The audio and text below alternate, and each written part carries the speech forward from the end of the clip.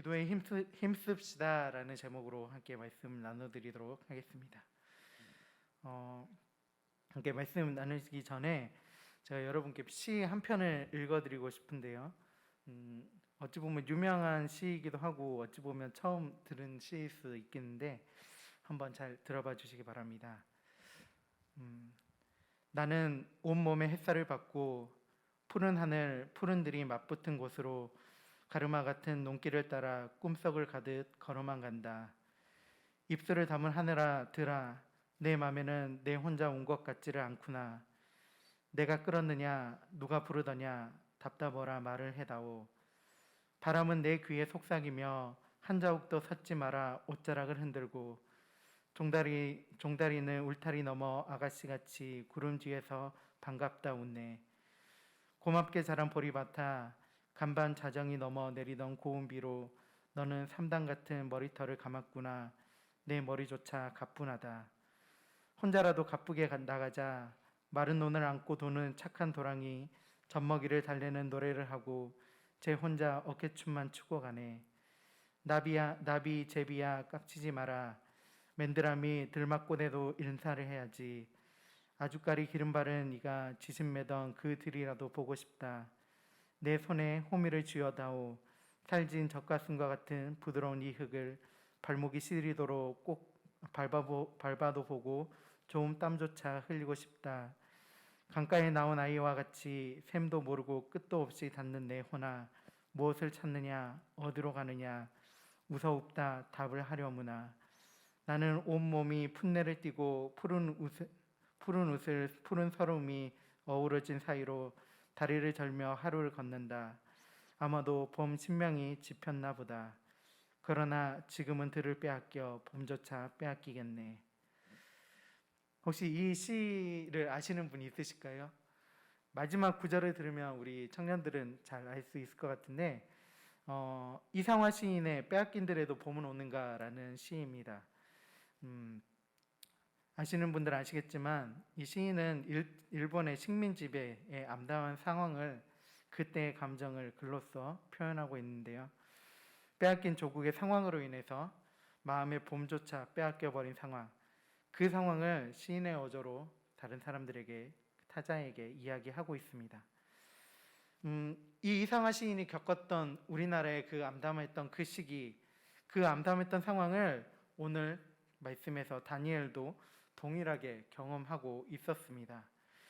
조국을 빼앗겨버린 상황, 그런 상황 속에서 조국의 참담한 소식을 들으며 다니엘은 어떤 감정을 느꼈을까요? 우리나라가 일본에게 나라를 빼앗긴 그 오래전 시기, 그때 시기는 약 한 35년 정도였습니다. 하지만 다니엘, 그 조국인 이스라엘은 그것보다 더 오랜 기간 조국을 빼앗긴 상태에 있었어야만 했습니다. 다 함께 영상으로 1절 말씀 함께 보도록 하겠습니다. 시작. 메대 족속 아에솔의 아들 다리오가 갈대아 나라 왕으로 세움을 받던 첫 해. 이 말씀을 가지고 우리는 정확한 날짜와 시기를 볼 수는 없습니다. 하지만 이 아하수에로의 아들 다리오가 왕으로 세움받던 첫 해라고 쓴 이 글을 봤을 때, 이때가 다니엘이 포로로 잡혀온 지 66년이 경과한 시점이라고 합니다. 우리나라는 35년, 그 짧지도 길지도 않은, 그리고 너무나 이 땅을 살았던 사람들에게는 길었던 그 시절, 그 시기를 갖고 온 지 35년이었지만 다니엘에게는 66년이라는 시간이 경과했고, 그 시간은 아직 끝나지 않은 시점이었습니다. 그런 오랜 세월을 지나오면서 다니엘이 듣던 조국의 소식은 희망적인 소식이 아니었습니다. 다 함께 2절 말씀, 영상으로 2절 말씀 보도록 하겠습니다. 시작. 곧 그 통치 원년에 나 다니엘이 책을 통해 여호와께서 말씀으로 선지자 예레미야에게 알려주신 그 연수를 깨달았나니 곧 예루살렘의 황폐함이 70년 만에 그치리라 하신 것이니라. 후반부에 다니엘이 이야기하기를 예루살렘의 황폐함이라고 표현하고 있는데요. 다니엘은 자신의 조국인 예루살렘이 황폐한 상태였다라는 것을 알고 있었습니다. 이것은 단순히 그냥 다니엘이 이야기하는 과장된 표현이나 국어에 나오는 수사적인 표현을 이야기하는 것이 아닙니다. 사람이나 생물이 살기 힘들 정도로 극심한 황폐함, 가난, 그리고 그런 상태들이 이어지고 있었습니다.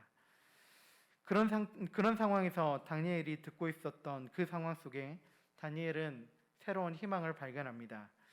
그것은 오늘 2절에서 나왔듯이 선지자 예레미야를 통해 하나님께서 알려주신 연수를 깨달았기 때문입니다.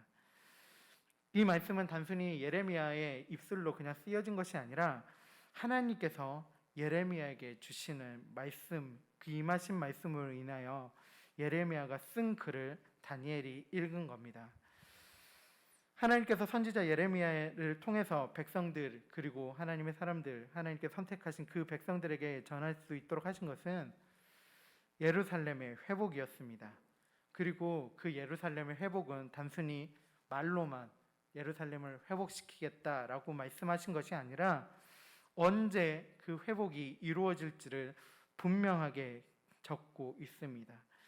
바로 70년이 지나고 회복될 것이다 라는 것을 적어 놓았고, 또 다니엘이 그 책을 읽고 그 부분을 읽었던 겁니다. 66년이 지난 그 세월 동안 얼마나 자신의 조국의 회복을 바라고 있었던 그 다니엘이 그 선지자 예레미야의 글을 통해서 읽었을 때, 하나님께서 자신의 조국을 회복시키겠다라고 말씀하셨을 때 어떤 기분이었을까요? 아마 이때 다니엘의 나이를 추정컨대 약 80대 정도가 되었을 거라고 합니다. 그리고 아까도 계속해서 말씀드렸듯이 포로로 잡혀온 지는 66년이 지났습니다. 그리고 예레미야의 글을 통해서 70년이 지나고 회복될 것이다 라고 하나님께서는 말씀해 주셨습니다. 이제 산술적으로는 이스라엘 회복이, 다니엘의 눈앞에 놓인 이스라엘 회복이 약 4년 정도 남아있는 겁니다. 청년의 때 포로로 잡혀와서 이제 그 청년의 모습은 온데간 데 없고 완전한 노년의 모습이 되어 다니엘에게 자신의 조국이 회복될 것이다, 이제 이 포로 상태에서 풀려날 것이다 라는 소식을 들었을 때 다니엘은 얼마나 기쁘고 희망에 부풀어 올라 있었을까요? 아마도 제가 이런 소식을 들었다면 밤새 잠을 자지 못하고 기뻐하며 즐거워했을지 모릅니다.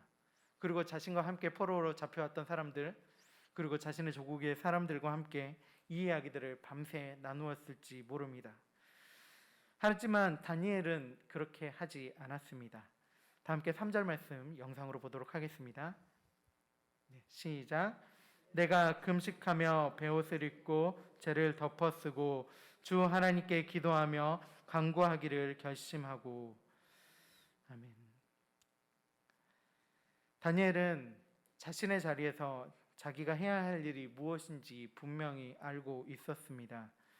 그것은 금식하며 하나님 앞에 간절히 기도하는 것이었습니다. 당시 다니엘의 직위는 굉장히 높은 직위였습니다. 갈대아 나라의 수석 총리직을 맡고 있었으며 왕의 전폭적인 신뢰를 받고 있었습니다. 만약에 다니엘이 자기의 힘대로 그리고 자기의 직위를 이용했다면, 그리고 그 자신의 조국에 대한 회복에 대해서 왕에게 이야기하고 간구했다면, 어쩌면 우리의 인간적인 생각으로는 쉽게 그리고 수월하게 이 일들이 처리할 수 있었을 것이다 라고 생각할지 모릅니다.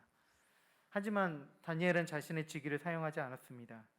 하나님께서 자신의 조국을 회복시키겠다라는 그 말씀 앞에 다니엘은 금식하며 베옷을 입고 죄를 덮었으며 기도하기 시작했습니다.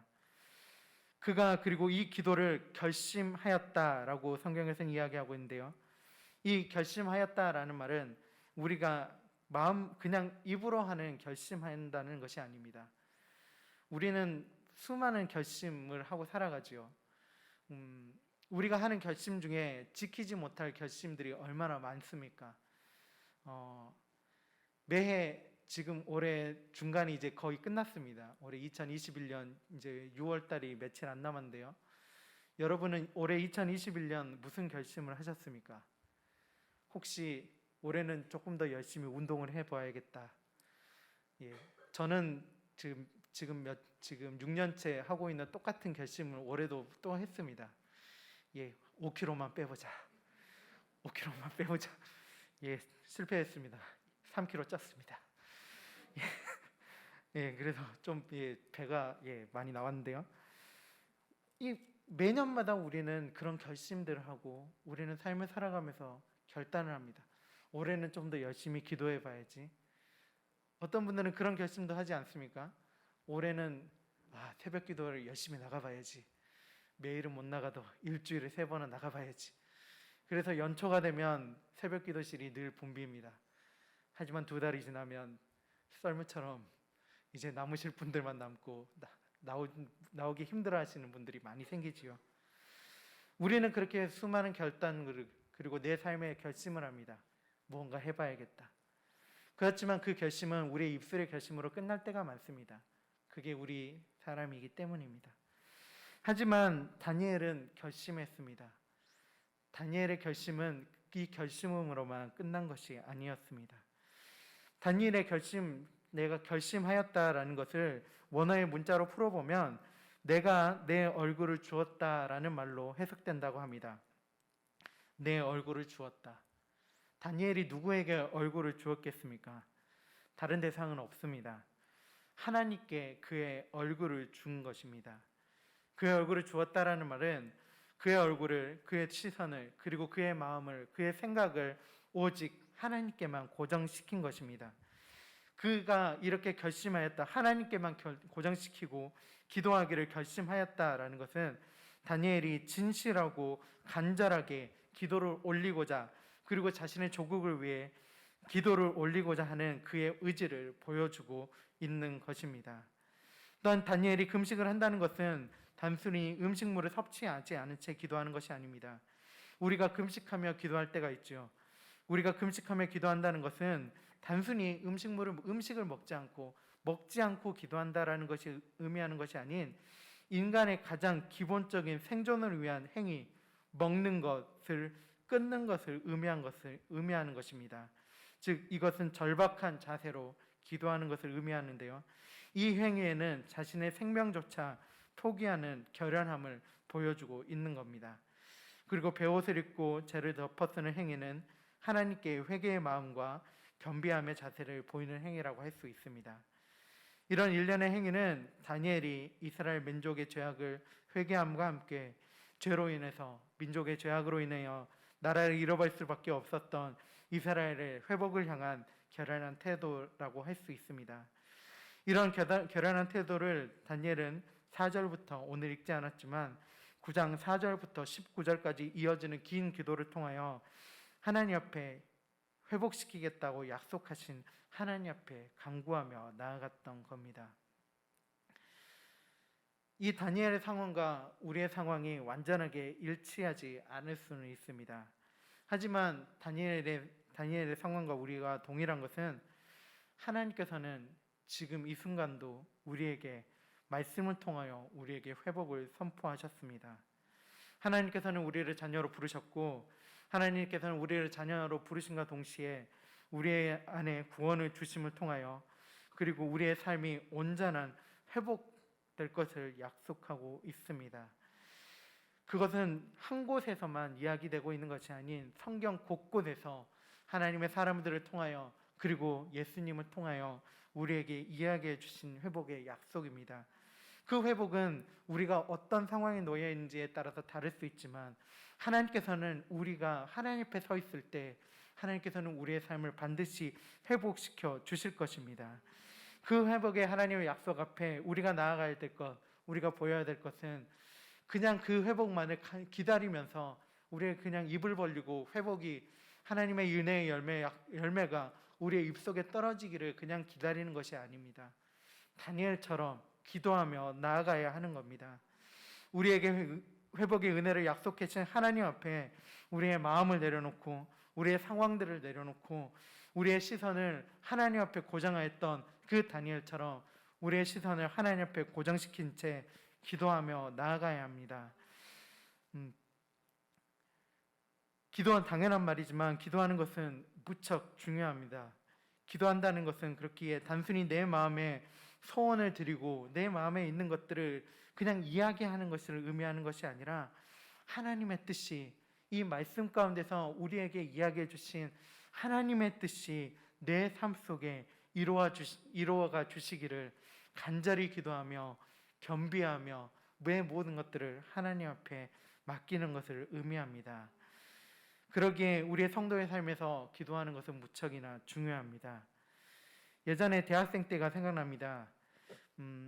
대학생 때 매주 금요일 저녁마다 함께 모여서 기도 모임을 했었습니다. 그때 이제 저희들을 이끌어 주셨던 간사님께서 했던 말이 있는데요. 그 말이 아직도 기억에 남습니다. 기도 제목을 불러주면서 우리가 함께 기도했으면 좋겠다. 하지만 우리가 말씀보다 기도보다 성령보다 앞서지 않아야 한다. 하나님 앞에 우리의 삶이 그럴 수 있도록 함께 기도합시다 라고 했던 그 기도 제목, 그 한마디 말이 제 가슴을 울렸습니다. 그 전까지의 기도는 저의 투정이 많았고 저의 상황을 놓고 하나님 해결해 주십시오 라는 그런 기도가 너무나 많았기 때문입니다. 하지만 하나님께서는 이미 우리가 기도하기 전부터 준비해 주셨습니다. 이미 우리에게 약속해 주셨습니다. 우리가 할 것은 하나님의 그 기도를, 하나님께서 우리를 향한 그 마음을 우리가 뛰어넘으려고 노력하지 않는 것입니다. 그러기에 우리는 다니엘처럼 기도해야 합니다. 우리의 마음을 간절히 놓고 기도할 때 하나님께서는 우리에게 주신 이 말씀의 약속처럼 우리의 삶을 반드시 회복시켜 주실 것이고 우리의 공동체를 회복시켜 주실 것이고 우리가 살고 있는 이 지역을, 이 나라, 이 민족을 하나님의 뜻 안에서 반드시 회복시켜 주실 것입니다. 그 하나님의 회복의 역사 아래서 함께 하나님 앞에 기도하며 준비해 나가는 우리 장숙교회 모든 성도님들이 다 되시기를 바랍니다. 함께 기도하고 마치도록 하겠습니다.